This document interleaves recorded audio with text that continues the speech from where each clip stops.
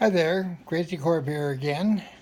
Another little story for you. I was living in a little duplex in it used to be called Dairy Valley, California, but it's Artesia, Cerritos. Depends on who you ask. I was sitting there minding my own business. I can't remember for sure if I had just um, quit college or was still going, but I was there anyway. I was sitting in my house. A bunch of friends come over, brought a new friend with them, introduced him to me. Um, he was somebody that a few people knew. Nice kid. He drove his little Corvair Monza, and he wanted to try some powder that I had that was at the time being marketed as THC. Um, I've since come to the conclusion that it was not THC. It was probably a horse tranquilizer or something like that. But still, uh, for a very short space of time, my friends and I played with this powder. Anyway, he come by. I had made little bindles up of the powder, and like it was cocaine, and about the same price, $100 a gram. But they brought this friend over to try it. So I opened up a little bindle and shot a little, like about a match head's worth off to one side and handed him a rolled up $100 bill and said, "Here, snort this." And he bent over and snorted it. Although, when he snorted it, he hiccuped at the same time and he moved the $100 bill and snorted the whole bindle. Most of it, anyway. Um, he goes, "Whoa!" And I went, "Oh, shit." And he goes, "What happened?" And I said, "You hiccuped and you took the whole bindle." And he goes, "Oh, shit." I said, "It was my fault. I should have put it on something else for you so that couldn't have happened. I apologize for that." And he goes, "Well, am I going to be all right?" And I said, "Well, I would assume. I haven't seen anybody have any problems with this yet." Um, he was the first. Probably 10 minutes later, he was laying on the floor. And he started making this weird noise. And then started walking while he was on the floor. And his friends looked at him, looked at me, and of course they were all apologizing for bringing him over and having this whole thing happen. And I told him, I said, "It's my fault. Don't worry about it. I'll take care of it." And they said, "Well, we need to go. Do you want us to take him with us?" And I said, "What would you do with him?" And they kind of went, "Well, yeah, that is true. We really need to separate from him because we have other plans." And I said, "Okay, well," I said, "is his car here? Did you bring him?" And they said, "No, no, his car's parked outside." I said, "Okay, then leave him here. I'll try and take care of him. And when he gets ready, he can drive his car home." They said, "Oh, yeah, okay, but that'll work." So they all left. That was Andy and that group. Good friends, very good friends. Came to me at least once a week, usually 2 or 3 times a week, to with nothing else to cash their paychecks so that they could buy drugs.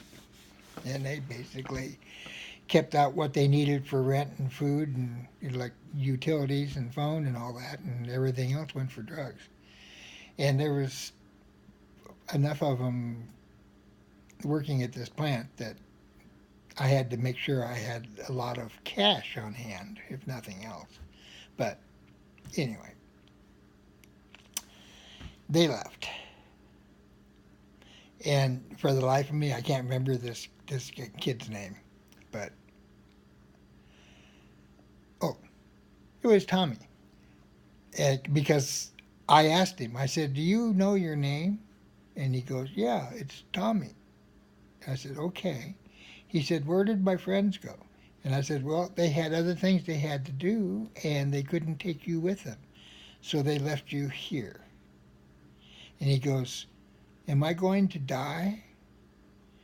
And I said, no, that's not why they left you here. I said, yes, you will die someday. We all die someday. But you're not going to die from anything that you've done here. No. I said, you're not really in any kind of trouble. You just need to be watched for a little bit so that you don't do anything really stupid. And he goes, oh, okay. Who's going to watch me? And I said, well, right now I'm watching you. I said, is there anything that you want to do? Is there anything that you need? Are you hungry? And he goes, no, I ate. I'm not hungry. I'm not thirsty. I said, okay. And then he started making this noise again in walking as he laid down. So he was walking in a circle, laying down. Something you would see in a cartoon. I don't know how else to describe it. But at one point, I put my foot out and stopped him because he was driving me nuts. And I said, do you think that maybe a cold shower would help you get back to where you were when you walked in the door? And he goes, I don't know. And I said, well, if you are interested in a cold shower or a hot shower, or if you want a shower, there's a shower in here, in the bathroom. There's towels. You can shower and get dry. But I don't want you to slip and fall or anything like that. And he goes, no, I'm okay. And I said, okay. But, you keep making that noise and walking on the floor. And he goes, yeah, I know. I'm fucked up, man. And I said, yeah, I understand that, Tommy. I said, all right. And then there was a knock at the door. I go to the door, and there's another one of my friends with his girlfriend. And he said, hey, we need to get high. And I said, well, come in. So, and like I said before, people always figured that if they needed to get high, they just needed to come see me, and that would take care of it. And for the most part, that's true. That did take care of it, And so they come by, and I said, well, I'm having a problem here, and you guys might be able to give me some ideas.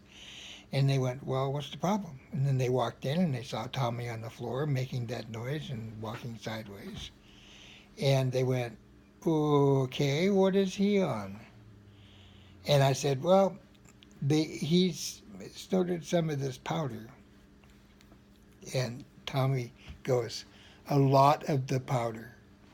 And I said, yes, Tommy, that's true. A lot of the powder. He hiccuped when he snorted, and he took the whole thing. And he goes, yeah, I'm really high. And then he started making this noise and walking. So Rick looked at me and he goes, fuck, what do you want to do? And I said, well, I was thinking maybe a cold shower would help him come out of this a little bit, at least so we could talk. I said, if he's high and we're just talking, smoke a little weed, that'll be okay. And he goes, well, do you need help getting him in the shower? And he goes, no, I don't want a shower. And Rick said, well, it might help you. And he goes, I don't want a shower. And I said, Tommy, you don't have to take one. You're fine. You're fine. Don't worry about it. And he went, okay. And he started making that noise again and walking. And I said, Tommy, you really need to stop that. Maybe what you need is to lay down and go in the bedroom and lay down on the bed for a little bit. And he goes, okay. So he did that. And Rick and I talked a little bit. I rolled a couple of joints and we smoked them. I gave him a little bit to take with him and Linda, his girlfriend. And then we heard this noise. And it was the window opening in the bedroom. And I walked in the bedroom just in time to watch Tommy's feet go out the window as he went out the window to his car, which was parked right there. And I said, well, okay, he's taking it upon himself to go get in his car. And Rick goes, well, would you like me to follow him and make sure that he gets someplace? And I said, yeah, I would appreciate that if you would do that, just to make sure he doesn't do something really crazy.